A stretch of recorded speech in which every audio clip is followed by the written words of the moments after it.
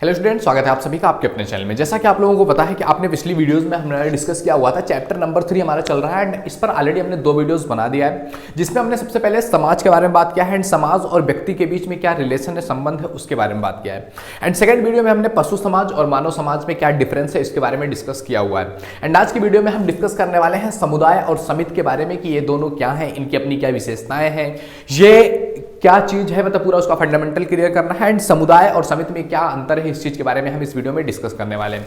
इससे पहले अगर आप इस चैनल पर नए हैं तो प्लीज एक बार चैनल पे विजिट कर लीजिएगा। एंड आपको पता होगा मेरा जो चैनल है इस पर थोड़ा सा कुछ इशू आ गया है, जिस वजह से मैंने दूसरा चैनल बैकअप के रूप में रेडी कर रहे हैं, जिस पर आने वाली वीडियोज भी आपको मिलने वाली है। कई सारी वीडियोज ऑलरेडी अपलोडेड है, तो चैनल का लिंक मैं डिस्क्रिप्शन में दे दूंगा और फर्स्ट कमेंट में भी पिन कर दूंगा, आप जाकर के उसको जरूर सब्सक्राइब कर लीजिए। ओके, चलिए स्टार्ट करते हैं समुदाय और समिति के बारे में। फर्स्ट ईयर की सोशियोलॉजी का जो प्रथम सेमेस्टर है, इसका यूनिट नंबर 3 आप बोल सकते हो, चैप्टर तो मैंने इसे लिख दिया। यूनिट है मतलब पूरी तरह से उसमें कई सारी चीजें कंबाइन करके अब एक तरह से जो नया सिलेबस है उसके अकॉर्डिंग इस तरह से किया गया है। अदरवाइज ये 3 चैप्टर तो अब तक ये 5th 6th चैप्टर तक हम पहुंच चुके होते, बट थर्ड यूनिट में ये सारी चीजें आ रही हैं। यूनिट एक काफी बड़ा होता है। तो आज बात करने वाले हैं समुदाय और समिति के बारे में। तो सबसे पहले हम बात करेंगे समुदाय के बारे में कि समुदाय आखिर होता क्या है। जैसे कि आपको पता है कि मनुष्य है, मनुष्य एक सामाजिक प्राणी है, वो समाज में रहना चाहता है। और समाज कैसे बनता है? लोगों से। और लोग एक दूसरे के साथ मिलकर के एक समाज में कैसे रहते हैं, जब उनके बीच कोई एक पारस्परिक हम की भावना आती है। कहते हैं समुदाय उसे कहते हैं जहां पर हम की भावना हमें देखने को मिलती है कि हम मिलजुल करके रह रहे हैं, तो उसको कहते हैं हम समुदाय। तो समुदाय पर कई सारे विद्वानों ने अपने विचार रखे हुए हैं। समुदाय पर अपना विचार रखते हुए मैकाइबर कहते हैं कि समुदाय सामाजिक जीवन के उस क्षेत्र को कहते हैं जिसे सामाजिक संबद्धता और सामंजस्य के द्वारा पहचाना जा सके, यानी कि समाज में एक जुड़ाव सा दिख रहा हो और एक दूसरे के प्रति सामंजस्य की भावना हो। अगर ऐसा चीज आपको एक समाज में देखने को मिल रहा है तो आप कह सकते हैं कि वो क्या है? समुदाय है एक। इसी पर अपना विचार रखते हुए लुंडबर्ग महोदय कहते हैं कि समुदाय मनुष्यों की वो जनसंख्या है जो सीमित भौगोलिक क्षेत्र में रहती है और एक सामान्य परस्पर आश्रित जीवन व्यतीत करती है। क्या कहते हैं लुंडबर्ग महोदय? कि समुदाय जो है वो मनुष्यों की वो जनसंख्या, मनुष्यों की एक जनसंख्या है जो एक सीमित भौगोलिक क्षेत्र में रहती है। मतलब एक भौगोलिक क्षेत्र में रहती है, मतलब एक जगह है। जैसे अगर आप इस यहाँ की बात करोगे तो यूपी में कोई रह रहा है तो यूपी का एक डिस्ट्रिक्ट हो गया, तो वहां पर रहने वाले लोग क्या है? एक भौगोलिक क्षेत्र में रह रहे हैं, तो समुदाय वहीं तक सीमित हो सकता है। तो भौगोलिक क्षेत्र में रहते हो और एक सामान्य परस्पर आश्रित जीवन व्यतीत करते हैं। सामान्य परस्पर आश्रित मतलब एक दूसरे के नीड्स को पूरा करना, एक दूसरे की हेल्प करना। हर एक चीज एक व्यक्ति के पास नहीं होता है, लेकिन दूसरे के पास है, तो एक दूसरे से लेन देन करने की जो भावना है उसी को हम कहते हैं समुदाय। इस तरह से समुदाय के बारे में लुंडबर्ग और मैकाइबर महोदय ने बताया हुआ है एंड और भी सारे विद्वान हैं जिन्होंने इस पर अपनी राय रखी हुई है। लेकिन जब भी आपसे क्वेश्चन में पूछा जाए कि समुदाय को विस्तृत रूप से परिभाषित कीजिए, तो आपको पहले समुदाय के बारे में 2-4 लाइनें, आपका पॉइंट ऑफ व्यू, एक समुदाय को आप किस तरीके से देखते हैं, किस तरीके से समझते हैं, आपको वो लिखना है। एंड उसके बाद कम से कम 2 विद्वानों का आपको स्टेटमेंट देना होगा कि समुदाय के बारे में विद्वानों ने क्या अपनी राय रखी हुई है। ओके, तब एक जो है सीरीज में माना जाता है कि हाँ एक बेहतरीन आंसर आप लिख रहे हैं। एंड इसके बाद आपको बात करना है कि समुदाय जो है इसको आपको अगर अच्छी तरीके से समझना है तो समझना पड़ेगा कि इसकी क्वालिटीज क्या है, इसकी विशेषताएं क्या है, ये समझना बहुत इंपॉर्टेंट हो जाएगा। तो समुदाय की विशेषताओं के बारे में बात करते हैं कि समुदाय को आप कैसे पहचानेंगे, क्योंकि लोग तो हर जगह पर रहते हैं, तो समुदाय कैसे आप समझ पाएंगे कि ये एक समुदाय से रिलेट करते हैं। तो उसमें सबसे पहली चीज आती है कि समुदाय जो होता है ना वो व्यक्तियों का समूह है, क्योंकि जो समुदाय बनेगा वो लोगों से ही बनेगा, जनसंख्या से ही बनेगा। तो लोगों का एक समूह जब बन जाता है, जो एक साथ रहते हैं, पारस्परिक जो है आश्रितता की भावना जो हमें दिखती है, तो वो कह सकते हैं कि हम वो क्या है? एक समुदाय है। तो मतलब समुदाय क्या है? सबसे पहले व्यक्तियों का समूह है, लोग हैं जुड़ रहे हैं जिससे समुदाय बन रहा है। एक व्यक्ति अकेले समुदाय नहीं क्रिएट कर सकता है। जब लोग मिलेंगे, तो जब व्यक्तियों का पूरा समूह बन जाएगा तो वो समुदाय बन सकता है। सेकंड है आपका निश्चित भू क्षेत्र, यानी कि समुदाय की विशेषता है कि समुदाय हमेशा ही एक निश्चित भू क्षेत्र पर, एक निश्चित जमीन पर, एक निश्चित दायरे के अंतर्गत ही होता है। तो समुदाय की दूसरी विशेषता हो गई कि यह क्या है? निश्चित भूभाग में ही होना चाहिए। तीसरा है आपका सामुदायिक भावना होनी चाहिए, यानी कि समुदाय अगर बन रहा है तो उसमें क्या होनी चाहिए, एक सामुदायिक भावना, मतलब एक आपसी संबंध की भावना होनी चाहिए। अगर ये चीज नहीं है तो वो समुदाय नहीं है। जैसे कि अभी आधुनिक टाइम पीरियड में देखोगे तो समुदाय जो है बहुत धीरे धीरे कम होता चला जा रहा है। आप बड़े नगरों की तरफ जाकर के देखोगे, एक ही बिल्डिंग में रहने वाले लोग, फ्लैट में एक दूसरे के सामने रहने वाले लोगों को नहीं पता होता है कि वो क्या है या उसकी लाइफ में क्या है, बस अपने आप से मतलब होता है। तो आप ये नहीं कह सकते मतलब कि एक भौगोलिक क्षेत्र में रह रहे हैं तो वो समुदाय है, एक ही बिल्डिंग में रह रहे हैं तो वो समुदाय है, नहीं। जब तक एक सामुदायिक भावना, एक संबंध की भावना नहीं होगी तब तक वो चीज क्या है, समुदाय के अंतर्गत नहीं आता है। आप सामने वाले के बारे में नहीं जानते हैं तो आप उससे समुदाय क्रिएट नहीं कर सकते। अगला है आपका अस्थायित्व, यानी कि समुदाय में अस्थायित्व होता है। जैसे कि आप एक समुदाय में पैदा हो गए तो आपका वो कहीं ना कहीं वो उससे जुड़ाव रहेगा, तो वो अस्थायित्व है। ये नहीं कि आज अब इस समुदाय में है कल दूसरे समुदाय के हो गए, नहीं, ये एक अस्थायित्व की भावना है। अगला चीज है आपका प्राकृतिकता, यानी कि आप देखोगे समुदाय जो है ये प्राकृतिक रूप से भी आपको मिल चुका। आप जिस फैमिली में पैदा हुए हैं तो प्राकृतिक रूप से मनुष्य एक सामाजिक प्राणी है, एक दूसरे के साथ मिलजुल करके सहयोग की भावना, कहीं ना कहीं एक दूसरे की आवश्यकता बढ़ती है। तो प्राकृतिक रूप से भी आप कह सकते हैं कि समुदाय जो है वो लोगों का प्राकृतिक स्वरूप भी है। अगला बात करते हैं समानता, यानी कि एक समुदाय है तो उसमें समानता पाई जाती है। मतलब कहीं ना कहीं किसी ना किसी बेस पर, चाहे आप जन्म के बेस पर हो, आप धर्म के बेस पर हो, कलर के बेस पर हो, या मतलब किसी भी ना किसी तरीके से भौगोलिक क्षेत्र के बेस पर हो, उनमें समानता पाई जाती है कि हाँ ये भी इसी भौगोलिक क्षेत्र में रह रहे हैं, ये भी इसी भौगोलिक क्षेत्र में रहते हैं, तो या एक ही धर्म को मानने वाले लोग हैं तो एक समुदाय बनता है, तो उनमें समानता पाई जाती है। व्यापक लक्ष्य होता है समुदाय का। अगली विशेषता है कि इसमें एक व्यापक लक्ष्य होता है, जैसे एक धर्म से रिलेट कर रहे हैं, एक भौगोलिक क्षेत्र से रिलेट कर रहे हैं, तो ये केवल शॉर्ट टर्म के लिए नहीं होता है, एक लंबा एक व्यापक लक्ष्य होता है कि हम एक साथ मिल करके ये चीजें होगी लाइफ में, तो एक व्यापक लक्ष्य होता है। एक विशिष्ट नाम होता है समुदाय का, एक विशिष्ट नाम होता है कि ये इस समुदाय से रिलेट करते हैं, मुस्लिम समुदाय के हैं, ये हिंदू समुदाय के हैं, सिख समुदाय के हैं, तो उनका एक विशेष नाम होता है कि ये इस समुदाय से आप रिलेट कर रहे हो। समुदाय को ही बड़े रूप में अगर आप देखने स्टार्ट कर दोगे तो ये समुदाय एक कंट्री का रूप ले लेगा कि इंडिया में रहने वाले इंडियन है। बाहर बात करोगे, जैसे कि अभी आप बात करोगे कि मुंबई में रहने वाले मराठी हो गए, पंजाब में रहने वाले पंजाबी हैं, जम्मू कश्मीर में रहने वाले कश्मीरी है, तो इस तरह से ये चीजें हैं। अगला है आपका कानूनी परिस्थिति का अभाव होता है। समुदाय में जो कानूनी परिस्थिति है उसका अभाव होता है, यानी कि समुदाय किस तरह से काम करेगा, किस तरह से रहेगा, उस पर कानून का कोई कंट्रोल नहीं होता है कि कानून जैसा चाहेगी उसी तरह से समुदाय वर्क करेगा, नहीं, समुदाय अपने आप में कहीं ना कहीं कानून से क्या है, अलग है। ओके, तो इस तरह से हमने बात कर लिया कि समुदाय क्या है, समुदाय के बारे में विद्वानों ने क्या कहा हुआ है, समुदाय की विशेषता क्या है। अब बात करते हैं हम समिति के बारे में कि आखिर समिति क्या है।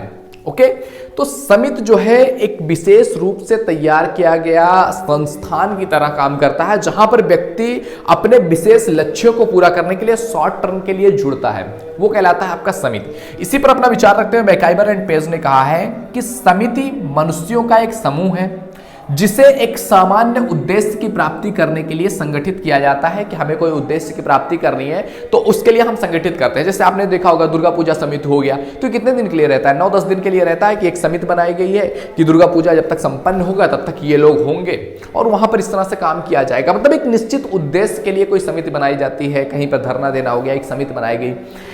अगला इसी पर अपना विचार रखते हुए फेयरचाइल्ड महोदय कहते हैं कि समिति एक ऐसा संगठनात्मक समूह है जिसका निर्माण सामान्य उद्देश्यों की प्राप्ति के लिए किया जाता है कि हमें एक उद्देश्य की प्राप्ति करनी है, उसके लिए हम ये लोग मिल रहे हैं, इनको भी उसी चीज की जरूरत है, इनको भी जरूरत है, इनको भी जरूरत है। तो इस तरह से हम एक माइंडसेट यूज करके, एक चीज देख करके हम जब यूज स्टार्ट करते हैं तो वो संगठन कहलाता है समिति, और जिसका अपना आत्मनिर्भर प्रशासकीय ढांचा और कार्यकर्ता भी होते हैं। यानी कि हम जो समिति क्रिएट कर रहे हैं उसके वो किस तरह से वर्क करेगा, क्या करेगा, कौन उसमें कार्यकर्ता होगा, ये सारी की सारी जिम्मेदारी हमारी होती है, मतलब उस समिति में रहने वाले लोगों की होती है। ओके, तो ये समिति के बारे में बताया गया। अब आइए बात करते हैं आगे समिति की विशेषताओं के बारे में कि समिति की अपनी क्या विशेषता है। फिर बात करेंगे कि समुदाय और समिति में क्या डिफरेंस है। के उद्देश्य के बारे में अगर बात करें, समिति की विशेषता क्या है, इसका उद्देश्य क्या है, तो समिति की विशेषता के बारे में सबसे पहली बात हम ये कह सकते हैं कि समिति भी क्या है, व्यक्तियों का एक समूह है। जैसे समुदाय व्यक्तियों का एक समूह है, वैसे ही समिति भी क्या है, व्यक्तियों का एक समूह है। इसमें भी लोग जुड़ करके एक समिति का निर्माण करते हैं, एक समूह बनता है, लोगों का एक समूह बनता है, जहां से क्या होता है, समिति का भी निर्माण होता है। दूसरा चीज जो है, ये समिति क्या होता है, एक निश्चित उद्देश्य के लिए बनाया जाता है। कि समिति अगर बनाया जा रहा है तो उसके पीछे एक स्पेसिफिक उद्देश्य होता है कि ये जो हम समिति गठन कर रहे हैं क्यों कर रहे हैं। उसमें हर एक व्यक्ति का एक निश्चित स्वार्थ होता है कि हमको ये चीज चाहिए, तुमको भी ये चीज चाहिए, तुमको भी ये चीज चाहिए, तो हम मिलकर के एक समिति का निर्माण कर लेते हैं। तो इसका एक क्या होता है, निश्चित उद्देश्य होता है। अगली विशेषता के बारे में बात किया जाए तो विचार पूर्वक स्थापना, यानी कि जो समिति बनाई जाती है इसका विचार पूर्वक स्थापना किया जाता है कि हाँ ये हम बना रहे हैं, हम क्यों बना रहे हैं, क्या ये हमारे लिए इंपॉर्टेंट है, क्या हमारा जो ये प्रॉब्लम है ये सॉल्व कर सकता है, इस समिति के माध्यम से हो सकता है कुछ हमारे लिए। मतलब कि पूरी तरह से विचार पूर्वक सोच समझ करके एक व्यक्ति उसमें हिस्सा लेना है नहीं लेना है, वो पूरी तरह से अपने आप सोचेगा, समझेगा, विचार करेगा, फिर उसमें आप हिस्सा लेंगे। अगला बात करते हैं, एक निश्चित संगठन होता है, यानी कि इसमें ये नहीं कि कोई भी आकर के समिति में जुड़ जाता है, उसके लिए एक निश्चित संगठन बनाया जाता है कि हाँ आपको जुड़ना है, आपको जुड़ना है, आपको जुड़ना है, आप इस तरह से जुड़ सकते हैं, मतलब एक निश्चित संगठन तैयार किया जाता है। अगली जो विशेषता है समिति की वो है नियमों पर आधारित, यानी कि समिति जो होता है वो नियमों पर आधारित होता है कि किसके लिए कौन सा काम दिया गया है, किसके लिए कौन सा रूल है, कैसे उसको करना है। मतलब एक निश्चित जो कहते हैं ना कि रूल किस सिस्टम से काम करना पड़ता है कि आप अगर समिति में है तो आपके लिए ये चीजें अनिवार्य है, ये चीजें इंपॉर्टेंट है। एंड इसके बाद अगर बात करें अगला तो ऐच्छिक सदस्यता, जो समिति होती है उसमें ऐच्छिक सदस्यता होती है कि आपको सदस्यता लेनी है, आप उस समिति में जाना चाहते हो, आप समिति में रहना चाहते हो या नहीं चाहते हो। मतलब आपकी इच्छा पर आधारित होती हैं चीजें कि क्या आप ये करना चाहते हो, नहीं करना चाहते। अगर जुड़ना चाहते हैं ठीक है, नहीं जुड़ना चाहते हैं तो भी ठीक है। अगला है अस्थायी प्रकृति। समिति जो होता है इसकी प्रकृति अस्थायी नहीं होती है कि आप एक समिति के सदस्य बन गए तो आप हमेशा रहेंगे, नहीं, यह अस्थायी होता है। जब तक समिति के क्या काम है, एक विशिष्ट उद्देश्य को पूरा करना, वो उद्देश्य पूरा हो गया, आपको लगता है कि नहीं मुझे नहीं चाहिए, आप छोड़ सकते हो। मतलब कि वो क्या है, एक अस्थायी प्रकृति है समिति का। अगर उद्देश्य खत्म हो गया तो समिति भी खत्म हो गई। अगला चीज है यहां पर जो संबंध बनते हैं समिति में, ये औपचारिक संबंध होते हैं कि हाँ मुझे भी ये चीज चाहिए, तुम्हें भी ये चीज चाहिए, ठीक है कर लेते हैं। तो मतलब कि ये एक औपचारिक संबंध होता है, कोई ऐसा नहीं है कि मतलब एक रिलेशन में आप लोग आ चुके हो, नहीं, एक औपचारिक होता है कि हाँ मुझे भी चाहिए, आपको भी चाहिए। मतलब एक प्रोफेशनल लेवल पर जो रिलेशन बनते हैं वैसा ही रिलेशन होता है समिति को लेकर के। तो ये सारी विशेषताएं हैं एक समिति की कि समिति कैसे होता है, क्या होता है। अब इसके बाद जो हमें समझना है वो है समिति और समुदाय में अंतर क्या है। पहले हमने डिस्कस किया समुदाय, अब बात किया हमने समिति के बारे में, समिति की विशेषताओं के बारे में। तो अब हमें देखना है कि इन दोनों में डिफरेंस क्या है, समिति और समुदाय में अंतर क्या आता है। तो यहां पर हमने देखो लिखा हुआ है समिति और समुदाय के बारे में, आई होप शायद यहां से आपको क्लियर दिख पा रहा होगा। तो समिति, यहां पर हमने समुदाय के बारे में बात किया हुआ है और इधर जो वाला जो है ये समिति है।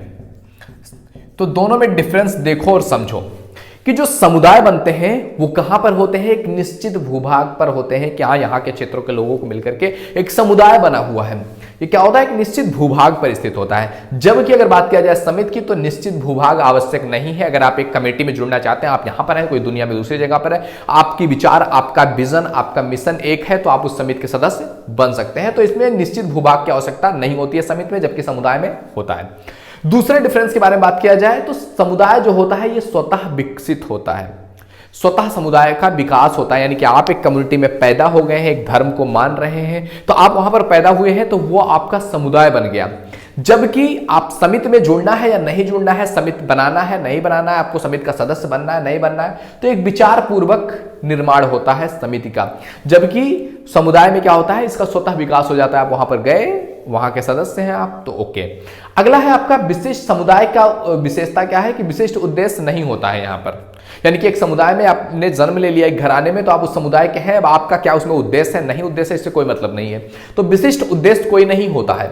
लेकिन यहां पर अगर आप समिति में जुड़ रहे हैं तो यहां पर क्या होता है, एक विशिष्ट उद्देश्य होता है कि आप यहां पर क्यों जुड़ रहे हैं, क्या चाहिए आपको यहां से, क्यों आप इसका सदस्यता ले रहे हैं। तो मतलब कि आपके पास एक विशिष्ट उद्देश्य होता है कि मैं क्यों कर रहा हूं।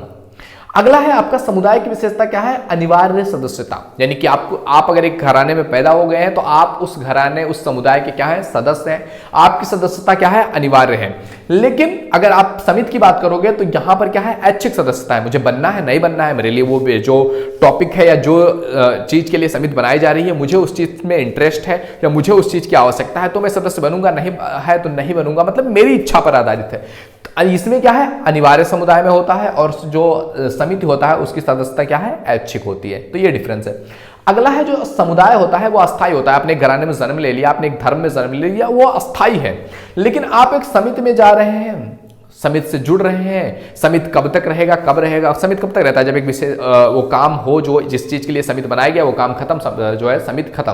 तो समिति क्या होती है, अस्थायी होती है, जबकि समुदाय जो है वो है अस्थायी होता है। अगला बात करें कि समुदाय में होता है सामान्य नियम काम करते हैं, मतलब कि आप एक घराने में पैदा हो गए, एक घर में पैदा हो गए, वो घर एक रिलीजन को फॉलो करता है और भी लोग हैं जो उस रिलीजन को फॉलो करते हैं। आपको अपने घर में कैसे रहना है, किस तरह से खाना पीना उठना बैठना, मतलब जो भी चीजें हैं वो आपका अलग है। वो एक सामान्य सा नियम है कि हाँ ठीक है हम समुदाय का सदस्य हैं, हाँ हम भी, जैसे अगर आप एक धर्म के लोग हैं, हाँ ये चीज हम भी करते हैं, हम भी पूजा पाठ करते हैं, हम भी नमाज पढ़ते हैं, मतलब जो भी चीजें हैं, मतलब एक सामान्य तरह से जो रूल है वो फॉलो होता है। लेकिन अगर आप एक समिति के सदस्य बन रहे हैं तो उसके कुछ विशिष्ट नियम होते हैं कि हाँ ये चीज हमें प्राप्त करना है तो हमको ऐसे ऐसे करना है, ये व्यक्ति ये काम करेगा, ये व्यक्ति ये काम करेगा, मतलब एक विशिष्ट तरह का नियम काम कर रहा होता है समिति में, जो जबकि समुदाय में ऐसा कुछ नहीं है, सामान्य सा नियम फॉलो किया जाता है।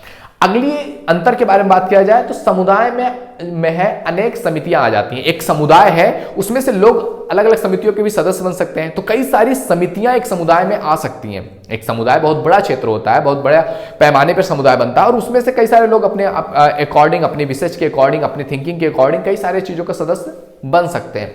तो समुदाय में अनेक समितियां आती हैं और समिति के बारे में बात किया जाए तो समिति जो है वो समुदाय का क्या है, एक छोटा सा पार्ट है, एक अंग है। एक समुदाय में रहने वाले लोग कई सारी समितियों में बढ़ सकते हैं, कई सारी समितियों के हिस्सा बन सकते हैं। तो जो समिति है वो क्या है, समुदाय का एक पार्ट है और समुदाय में तमाम सारी समितियां आती हैं, ये डिफरेंस है। अगले अंतर की बात किया जाए कि सदस्यों की जो है अधिक संख्या होती है। समुदाय जो है वो बड़े लेवल पर समुदाय होता है और जो समिति होती है वो अगर समुदाय की अपेक्षा देखा जाए तो काफी कम लोग होते हैं उसमें।